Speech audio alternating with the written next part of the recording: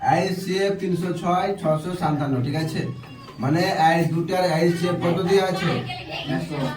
আর 657 মশা কত দিয়ে আছে? 9 দিয়ে আছে, ঠিক আছে? মশা মানে আইএসএফ দিয়ে আছে কত? আইএসএফ 9 দিয়ে আছে, বই দিয়ে আছে। আইএসএফ ব্যয় করেছে এই দুটা 9 হয়েছে। বইওয়ালা ব্যয় করেছে যে ছাপাছে, তুই ব্যয় করবি তো 9 হবে। মানে মশা লসা করবি দুটাকে, ঠিক আছে? দেখো আইএসএফ এই দুটার আইএসএফ কত দিয়ে আছে? 9 দিয়ে আছে। বলছে এই দুটার এলসিএম কত হবে ব্যয় করো, ঠিক আছে? বুঝো এদিকে। পহলে সংখ্যা, পয়লা সংখ্যা কত আছে? 306। দুসরি সংখ্যা মানে 2 নম্বর সংখ্যা কত আছে? 657। আইএসএফ দিয়ে আছে 9, এলসিএম ব্যয় করতে বলেছে। তো তোমরা এই ফর্মুলাটা জানিও, दो সংখ্যাओं का गुणनफल बराबर কি হয়? আইএসএফ গুণা এলসিএম হয়, ঠিক আছে? পয়লা সংখ্যা গুণা দুসরি সংখ্যা বরাবর আইএসএফ গুণা এলসিএম। এগুলা না লিখবি কোনো ব্যাপার নাই, ডাইরেক্ট এখানে না লিখবি, নম্বর দিন দেবে।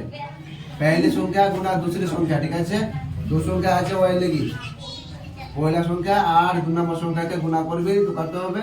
আইএসএফ আর এলসিএম এর গুণনফলের বরাবর হবে। তো পয়লা সংখ্যা কত ছিল? 306।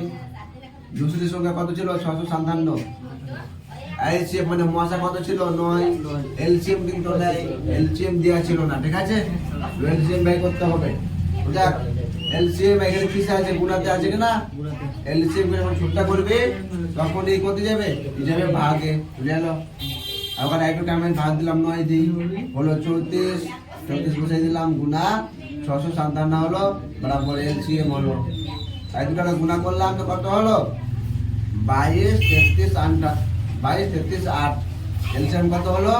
22 33 8, ঠিক আছে? এখানে কি লিখবো? কত এলসিএম, এলসিএম 657। মানে এই দুটার এলসিএম কত হলো?